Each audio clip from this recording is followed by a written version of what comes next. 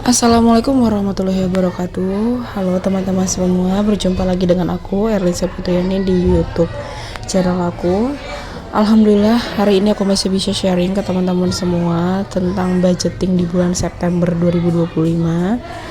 Walaupun mungkin sudah sering aku share, tapi aku pengen banget untuk share terus dan konsisten untuk buat konten supaya tidak lain tidak bukan adalah tujuannya untuk memotivasi diri aku sendiri agar aku selalu konsisten untuk melakukan budgeting setiap bulannya di sela-sela kesibukanku selama ini. Jadi untuk template budgetingnya itu sebenarnya hampir sama teman-teman. Aku masih nyaman dengan metode ini. Aku tidak pakai metode persentase ataupun metode yang lain. Aku sudah nyaman dengan metode Kakeibo yang dimana jumlah dari kebutuhan itu aku sesuaikan saja dengan keadaan keuanganku saat ini dan kebutuhan di keluargaku. Jadi untuk penghasilan, mungkin teman-teman semua adalah yang ngikutin kontenku dari lama, ini ada perubahan nominal ya teman-teman, karena balik lagi mungkin yang pertama itu pengaruh dari inflasi atau harga-harga dari pasaran yang dari sembako dan sebagainya.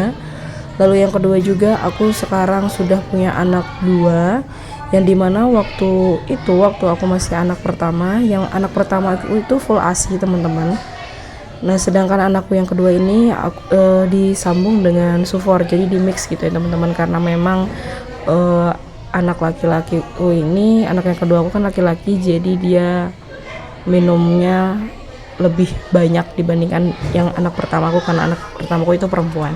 Jadi aku tidak mengeluh dan aku berusaha untuk mendiskusikannya dengan suamiku kalau untuk sekarang ini aku minta uang tambahan. Dan aku yakin teman-teman, kalau misalnya kalian itu terbuka dengan pasangan tentang finansial, bila perlu diperlihatkan catatan keuangan kita, baik itu walaupun dia tidak rapi, itu pasti mereka itu juga suami-suami itu pasti mikir, karena kan itu memang kebutuhannya memang bertambah. Jadi alhamdulillah selama aku mendiskusikan dengan suami aku untuk minta tambahan uang belanja, itu selalu di ACC kalau sama suami aku gitu ya teman-teman.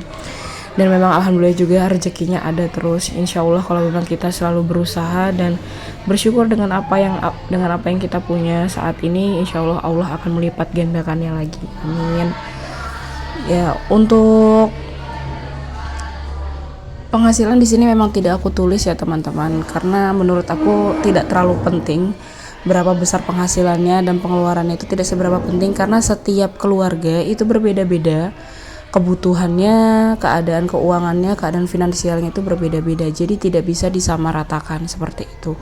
Jadi kalian menurutku boleh pakai metode budgeting yang manapun yang buat kalian paling nyaman, karena memang kalau misalnya kita buat terlalu mengikuti aturan dari orang-orang lain, karena kan keadaan keuangan kita kan berbeda-beda ya teman-teman, jadi kita tidak bisa menyamaratakan dengan yang orang lain buat seperti itu. Mungkin bisa jadi kalau di daerahku harga-harga sembako dan sebagainya mungkin lebih mahal dibanding daerah kalian seperti itu, jadi mungkin nominalnya harus lebih besar. Nah ini aku sudah selesai untuk savings dan fixed expensesnya. Untuk saving aku 500.000 ini biasanya dari penghasilan aku ya teman-teman, karena memang aku juga bekerja, aku ada pekerjaan seorang guru di 2 sekolah. Selain itu juga aku biasanya nambah les tutor di rumah seperti itu, jadi memang lumayan untuk nambah-nambah uang pendapatan, yang biasanya untuk pendapatan aku ini sendiri itu alokasikannya untuk kebutuhan aku pribadi dan untuk saving aku sendiri gitu ya teman-teman. Sedangkan yang dari suami itu benar-benar alokasinya itu untuk kebutuhan rumah, kebutuhan sandang pangan, dan kebutuhan anak-anak seperti itu. Nah untuk yang biaya fixed expensesnya tadi itu hanya arisan dan uang SPP ngaji anak aku. Jadi memang untuk biaya pastinya aku alhamdulillah nggak punya cicilan teman-teman, karena memang aku tipe karakter orangnya itu yang penakut dengan hal-hal seperti itu. Dan aku juga ikut arisan itu karena memang hanya untuk menyambung silaturahmi saja. Jadi ketika keluarga aku tuh membuat acara setiap bulan untuk arisan, supaya tujuannya adalah tidak perlu nunggu acara-acara besar untuk kumpul, tapi kita setiap bulan bisa kumpul keluarga seperti itu. Nah, selanjutnya untuk variabel expensesnya, ini semuanya ya teman-teman, baik dari lauk pauk, uang bensin, internet dan sebagainya. Di sini aku tulis nominalnya. Disesuaikan saja. Biasanya aku menghitungnya itu dengan jumlah hari, terutama untuk alokasi uang jajan dengan uang sayur gitu. Aku membudgetkan untuk uang lauk pauk itu 30.000 per hari, yang biasanya aku belanjakan ketika belanja mingguan seperti itu. Jadi setiap minggu aku baru ke pasar, bisa untuk pakai metode food preparation dan sekalian beli bumbu-bumbunya seperti itu. Jadi bukan hanya lauk pauk saja, tapi perbumbuan dan juga proteinnya juga seperti itu. Nah, untuk uang jajan aku mengalokasikan, aku itu jajannya 5.000 satu hari. Kalau memang seandainya lebih, biasanya aku mengambil dari kategori ekstra atau mungkin yang uang budgeting yang biasanya ada lebihan seperti itu. Karena biasanya aku juga kalau jajan itu hanya di sekolah, itu pun kalau misalnya pengen cemilan atau apa gitu aja, jadi nggak terlalu yang banyak. Sedangkan kalau untuk anak aku yang pertama, karena memang dia sudah sekolah, aku mengalokasikannya itu 15.000 per hari. Jadi kalau misalnya seandainya teman-teman ngomong kenapa uang jajan anak sekecil itu besar ya teman-teman, kayak sekarang aku jelasin.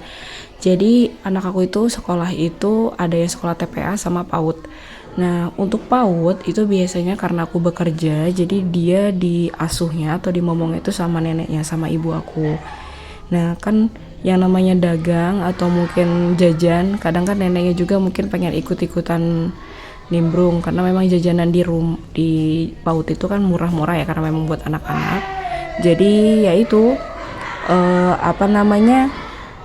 aku kasih 10.000 itu untuk ya berdua lah. Kadang sebenarnya kalau anak aku mungkin jajannya cuma sekitar 2.000, 3.000 atau 5.000 pun cukup, karena memang sudah dibawakan bekal dari rumah. Hanya saja mungkin kalau ikut-ikutan temennya. Tapi kan ibuku juga mungkin sambil nungguin kan pengen ikut ngemil gitu ya teman-teman, ikut jajan lah, walaupun hanya sekedar receh seperti itu. Jadi begitu. Sedangkan untuk yang 5.000-nya itu untuk uang ngajinya seperti itu. Oke, sekian videonya. Terima kasih yang sudah nonton. Terima kasih juga sudah mampir. Aku akhiri. Wassalamualaikum warahmatullahi wabarakatuh.